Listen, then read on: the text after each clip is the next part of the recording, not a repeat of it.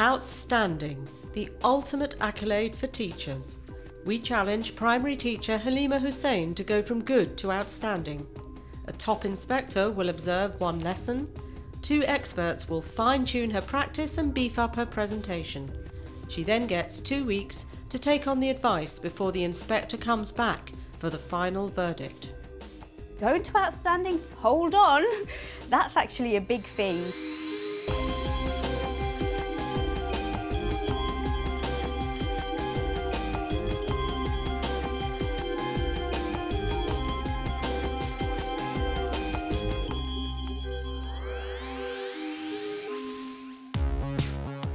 This is my 3rd year of actually teaching, and it seems like a very long time, but in teaching is actually quite new, and in teaching doesn't matter how long you've been teaching, 10, 20 years, you're always learning and you've always got room for improvement.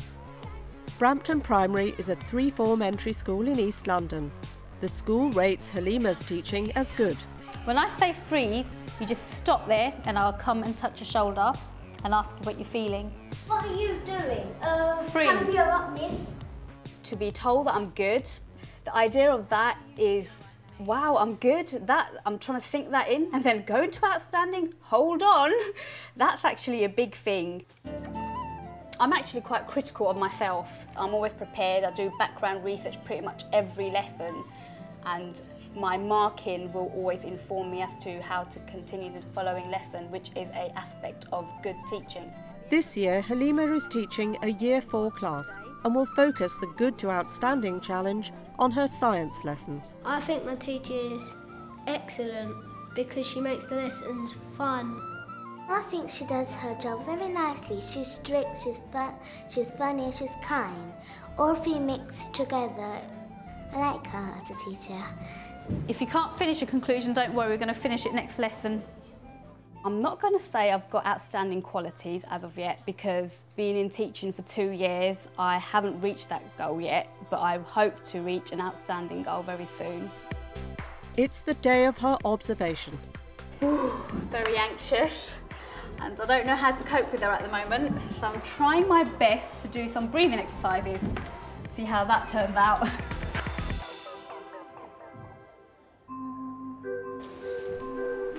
With hundreds of inspections under her belt, School Inspector Claire Gillies leads inspection teams up and down the country.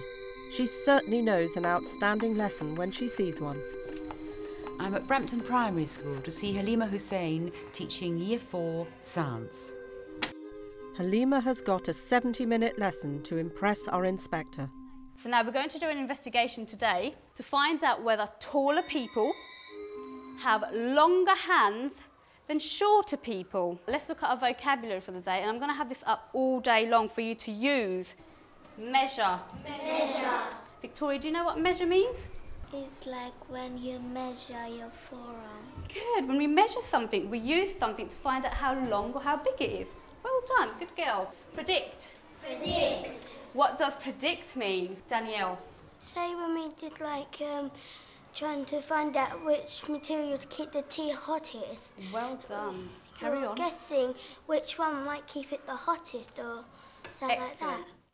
When I observe a lesson, I'm looking for lots of exemplary features, but very convincing high-quality learning from certainly the great majority of children in the class. Riley thinks how tall you are does not affect the length of your hands because taller people do not have longer hands because.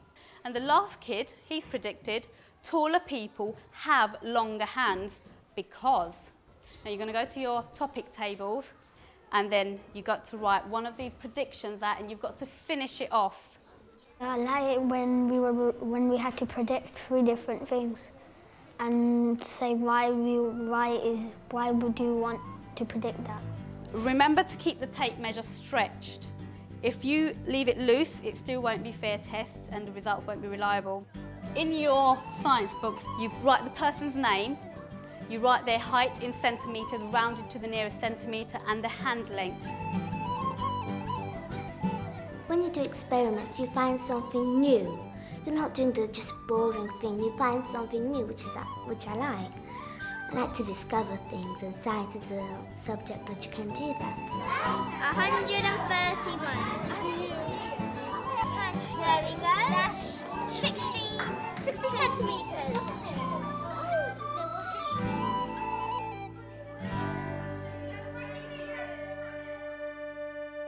Now we've got a few minutes to look at our results. I'm going to quickly look at someone's book instead of making it up. 16, 15, and 15. Interesting. As they get taller, do the hand lengths get taller? Do the hand lengths get shorter? Or do they stay the same? What happens? Look at your prediction. Is your prediction supported or not? When you do science, you actually discover new things. I mean, because if there wasn't science, you wouldn't discover new things from scientists. Okay, let's just get a few suggestions of what you found out. Did the hands get bigger as the person got taller? Shiransi, what did your results show? When you're shorter, your hand length is smaller. But then when you get taller, your hand length gets bigger. Okay, so what was your prediction then? My prediction was that the longer you are, it doesn't affect the length of your hand. Oh, okay, interesting. With time running out, Halima has to cut short her plenary. Put these in your books, tidy up everything, leave everything and get your coats and line up. So how did Halima get on? Halima, thank you very much. It was a really enjoyable science lesson there. Thank you. We've got lots of support and sort of encouragement all the time, which is excellent. You made it all fun. That's the great thing, you know, it was all quite jolly. So that was lovely. And there were just little sort of small bits and pieces here and there that didn't quite come off. Would it have got us off to a speedier and more accurate start if we'd had a demonstration of measuring really well with two of them or something? I think so, definitely. Clearly we ran out of time. I think it would have been nice to have got to that crunchy point, you know, whereby they could sort of say, oh, they do always, or no, it's not so straightforward, because we had some lovely different predictions, didn't we? Definitely the lesson went too quickly at the end and I didn't spend time with the plenary, so I couldn't establish what every child found out, to be honest. It's always that interesting element with science. Why are we interested in whether our hand and our height are linked in any way? Just so that as a thought, if we did head circumference and hands, we could have been considering, it's a bit absurd this, but manufacturers making hats and gloves, and does the size increase? Oh, right. I think what we wanted young people to realise from as early as possible that science underpins so much of their lives that it's really vital that everyone has a good understanding of science. And I think your lesson as a whole, I would say, was a good lesson. I hope that's what you felt as well. So thank you very much. I really enjoyed the afternoon a lot. There were little technical things which I need to improve on. Like the time management, maybe if I did less work on the carpet and more of them doing independent work, that's something that would improve my lessons and further their learning. The inspector highlighted Halima's need to consider the context of her science lessons while keeping a watchful eye on her timings. With the first observation behind her, it's time to bring on the experts. To boost Halima's progress, help comes from voice and communications coach Ulrika Schulte-Bauklow and primary science consultant John Stringer. They start by watching Halima's lesson. Remember to keep the tape measure stretched. If you leave it loose, it still won't be fair test and the result won't be reliable. What did you think about her way of communicating with the children? Did you feel she'd really got them in the palm of her hand? I think she does, but I feel she could do definitely more. I noticed in the moment where she tried to demonstrate things, it was not as clear as it could have been. So I will work mainly with her on how to make herself more expressive. This is a very brave lesson, I think, because this is an open-ended investigation. It's courageous to let the children roll on this question and find out their own answers. In fact, she has a problem because sometimes they don't come up with what she's expecting, and she has to handle that as well. And I'll be picking up on what to do when you don't get the answers you're expecting, because that can happen to the best of us. Halima, it's good to meet you after watching you on film as I have. When you were at the whiteboard and you were looking at the table, you suddenly realised, I think, that the figures you'd taken... Yes. Go on, tell us more. I should have had some results up rather than getting just randomly another child's book and looking through them. And then I looked at them and I was like, okay, this is not going to work. But I had to put it up. I didn't want to go and get another book out. This is reality. This is science. I guess, Science doesn't always do what you expect it to do. Some of us would use idealised data. So here are some perfect children who, just by chance, happen to have hands that get larger nicely as they grow taller. But in reality, this doesn't happen. This is an enormously helpful thing for children to learn about because it's their opportunity to discover that science isn't finite, science hasn't finished, it's always growing. We're learning something new from it. Very often the differentiation is in the degree of presentation. So, for example, you set the class going and you say to a group, you know, you carry on and I'll come across and check on you. You say to a second group, perhaps not so able, get as far as the first measurement and I'll come and check. And then with the third group, you say, don't do anything till I come and talk to you, or involve your education assistant. I feel too you could have involved her more. I'm sure you prepared her and she knew what the lesson was about and she knew what your learning outcomes were planned to be. But to use her well is to involve her in the children all the time. So she might have, for example, been interpreting some of those questions that you were asking in your initial presentation to other children in the classroom. I didn't use her very effectively, I don't think. Having made a table, which I was pleased to see them doing, the next step is then to be able to graph them. You could also have made some sort of a bar chart where, in fact, people looked at arm length for different children, but you could, in fact, have had perhaps their heights along here and then the number of children with different lengths of arm up that side. But it begins to get quite complicated, and a scattergram's probably better. A scattergram could have been interesting and might have shown a general trend. Now tell me, 131. I think it's important that the science has some purpose in real life. And I would look at two things. It may be that what you need to do is compare not height with hand size, but age with hand size. Now then you would perhaps begin to see that older people have larger hands. The other thing that you might think of to make the lesson more relevant is to look at skills. And they could be quite simple skills, like, for example, with hand size, can people with bigger hands hold more marbles? Oh, right, yeah. And then you could begin to say, well then, if we were making gloves for our class and our age range, just what size would we need them? And that perhaps would relate things more to real life. Themselves. At the end, things didn't quite go the way you wanted them to. And one of the things that makes a lesson exceptional and outstanding is to be able to accept that and to come to terms with the fact that you didn't get the result you were looking for. And remember, if you're a year 4, you want a perfect answer. You want your graph to look just right. And life isn't like that. Yeah. And one of the things they've got to accept is that their graph may not show exactly what they were expecting. Ulrika works with Halima to make her gestures more expansive and improve her articulation. And now we take our hands to do ooh-wee, ooh-wee, ooh-wee. Ooh-wee, ooh-wee, ooh-wee. Pitta, patta, pitta, patta, pitta, patta, pitta, patta, pitta, patta, pitta, patta. Combining demonstration with clear verbal instructions can help Halima communicate more effectively with her pupils. You add a tea bag into this mug. You place it down. Then I take the kettle. Put the kettle on, switch it on so it boils. Once it's finished boiling, take the kettle off, pour the water into the mug, put the kettle back. Show me how it tastes. Comme ci, comme ça. So, just let's put things together and just try to take the principles you just learned by communicating how to make a cup of tea onto this chair. Okay, you'd get your tape measure, so stretch it out and read out how tall it is.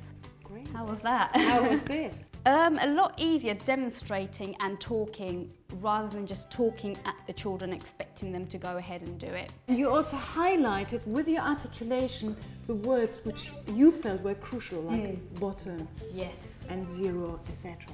Got the idea? I actually treated you like a child there. Demonstrations are very important, and she's taught me that. Using my body helps myself and the children, so that was a bigger shock to me, thinking, oh, gestures, is it such a big deal? But yes, actually it is a big deal for the children and for myself. Back at school, Halima and Deputy Head Elizabeth Bradshaw reflect on last week's observation. Put these in your books, tidy up everything, leave everything and get your coats and line up. In an ideal world, everyone would fit in a perfect plenary. It was rushed and I should have actually thought, okay, we're not going to go to our tables and we're not going to look at our results, we're just going to look at them together on the carpet. Maybe if you just kept their results as they recorded them and then rank the whole class on the interactive whiteboard as an activity that you do all together. Yeah. So, with Halima's final observation just weeks away, it's back to the classroom to put all that advice into action and raise her game. So your learning intention is to classify and describe the differences between solids and liquids. I do believe I did articulate my words and I used gestures. I used as much gestures as I could in that lesson. So you're going to get each object, you're working as a whole table on your topic table, okay? Topic tables. One of the things that I should have done more was getting the children to go back and forth from table, doing an activity, coming back again. And in this science lesson, I got them to actually go quite quickly to do some classification, then come back and then go back. So throughout the lesson, we were doing quite a few movements rather than sitting there the whole time. Try and describe how it looks. It moves. Good boy. So put that in the right place, Daniel, and then next person does the next one. Okay, can you find the marbles for me? I've used my EAL coordinator quite effectively by getting her to interact with the children throughout the lesson, not just during the main activity, but also on the carpet. Yes, miss? But we talked about what happens when you move the cup. What happens to tea when we move the cup? And what did we talk about? Polar seems to want to say something there. It's tea moves. Say that again? It moves. It moves, exactly. Liquids, always, when you put it in a container, the surface levels off. Can you see that it's straight, it levels? I did use a lot of the ideas about my body and moving around. I used actual things to show the children what I was talking about. When I was talking about liquid, I would actually bring the liquid out and pour it to show them what I'm talking about. Okay, we're going to have to stop and get ready for playtime.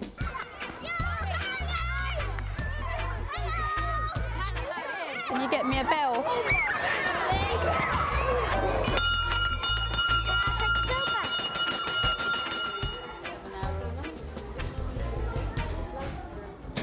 Today in science we will be measuring the volume and make careful observations of lots of different types of liquid. Whoever measures things at home or in class? Anyone? Hands up?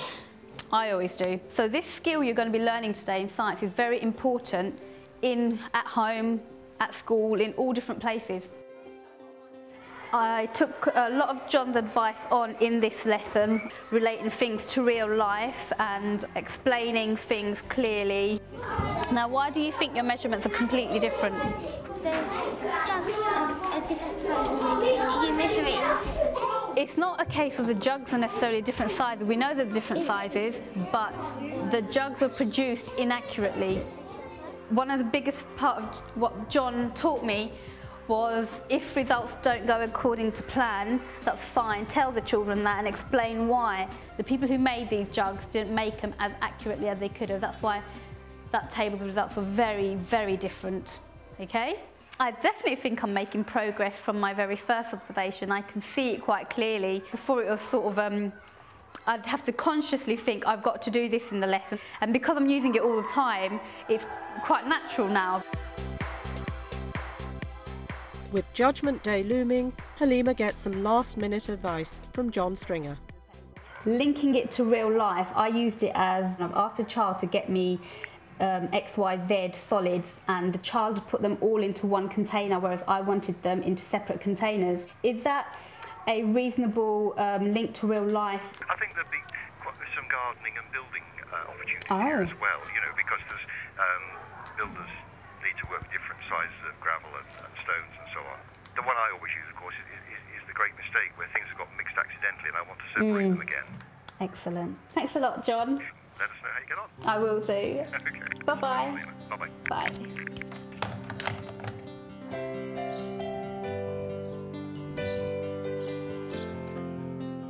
I'm actually worried about whether I'd get to outstanding.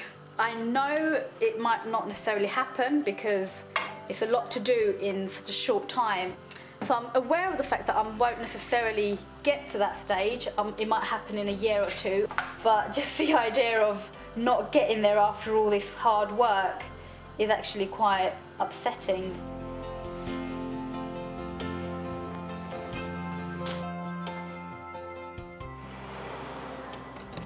The day of Halima's final observation has arrived. I'm kind of a bit excited about doing it. So right now, the nerves haven't kicked in. 3. Claire Gillies is back, and it's crunch time. The last time I observed her, her teaching was definitely good, so I'm really interested to see what strategies she's taken on board to make her teaching even better. Okay, today in science, you'll be choosing appropriate apparatus for separating a mixture of solids. Let's look at our vocabulary. Solid? Solid. We've looked at lots of solids. Stevie, can you name me one solid? A rock. Fantastic. Larger. Larger. Everyone do something larger. Very good. Smaller. Smaller. Show me smaller than large. Good. Apparatus. Apparatus. We're going to use apparatus to separate the mixtures. What does that mean? Polar. It's something that we're going to use. Fantastic. Something we're going to use. A type of tool, okay? Some jobs require you to separate different solids that are mixed together. If you're a gardener, gardeners sometimes have to separate the stones from their soils, or builders have to separate things. So let's see if you can use that skill and then use it at home when you need to. The way Mrs. Hussain explained the learning intention was very good. I understand what to do, and if you ask me a question based on that topic, I will know it. Here's a bowl full of a mixture of solids, and you're going to first plan of which solid you're going to take out first. And I want you to write that down in your books. So first of all, we need to take out the coins and paper clips so that they're separate. Then we do the big particles, okay? If you put all of that in there, all the particles... But what do we want to come out? Sand. The sand. Will the sand go through the sieve? We worked as a whole table while the others were working in threes, and we had 2 bowls, but we worked as a whole table to communicate with each other.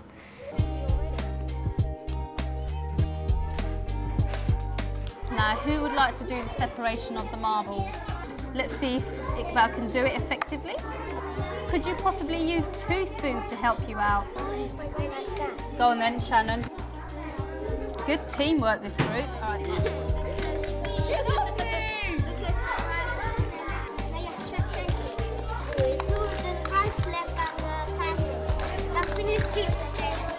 We should have done the sand last.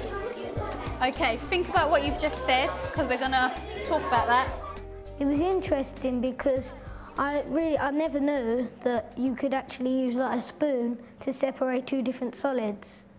Now I'm going to ask you to share if you were able to separate all the solids from the mixture. Naeem? First we done the sand and the rice. With your one, what went wrong though? We should have done the sand last of all. They decided to do the sand, removing the sand from the rest of the materials first. Now when you do that, and you've got coins and you've got cubes, what happens to the sand? It goes into the magnetic stuff and into the cubes? They went inside the cube, so you didn't actually remove all the sand, did you, Miss McDougall? Danielle, what did we do first in our group? Oh, okay. Did it work? Danielle? Yeah, it just kept on shaking the sieve. Ah, putting the whole contents into the sieve straight away would have been a lot easier, and it would have worked just as effectively by the looks of it. Thank you for letting me know. Excellent. With all that expert advice and weeks of practice behind her, will Halima have made the grade from good to outstanding? Halima, thank you very much. I really enjoyed seeing all that incredible thinking going on in that science lesson. You could really feel their brains were buzzing. We had some really good fun, and they worked very hard, and I hope you felt pleased with what they'd achieved in the time. It was a very stimulating lesson all round, and it's some of the things behind that really contribute to that. And the sort of key ones I jotted down, I thought was the very careful planning, particularly of the groups. That it wasn't just, this is the absolute top ability group, this is the absolute weaker group at all, because you had some positioned in a way that they would bring on some of those who weren't quite so strong at writing or whatever. Your opening was warm and welcoming, and you did, I wrote down, use some very nice sort of hand gestures for sort of large and small and all those. It was just wonderful to see some of the unusual thoughts emerge. I mean, I know we both enjoyed that table, didn't we? The one in the corner. They didn't think, oh, we could just put it all into the sieve. I don't know why it didn't connect with them. Maybe they thought they had to use an implement to transfer it, possibly. And it's, in a way, you could argue it's healthy for them to sort of go off at tangents and sort of have some strange ideas. That whole sort of lovely human touch at the end when you say, well, I've learned something there, when they, I did, actually. they were confronting you with a different way of doing something. I was glad they pointed that out. My additional adult thought, oh, the children are not mentioning it, so she'll mention it. I was going to say another strength was what she did with her group. You know, she really did keep them focused, moving on. She was certainly helping, wasn't she, She's very good with to the keep children. the lesson going on fast. I think if we look at it as a whole, I think we really can see that although I'm sure there's one or two little things you'd say, oh, I wish that had happened or whatever, that it was an outstanding lesson overall, because they really learnt hard, they really worked hard, and you were guiding them, and I was very happy to watch it, so thank you again. Thanks a lot. I didn't realise how much it would mean to me, but I feel like now I can do so much more than I could do before. My lessons are going to be really good from now on because I know I can do it. I can't wait to my next science lesson. So happy.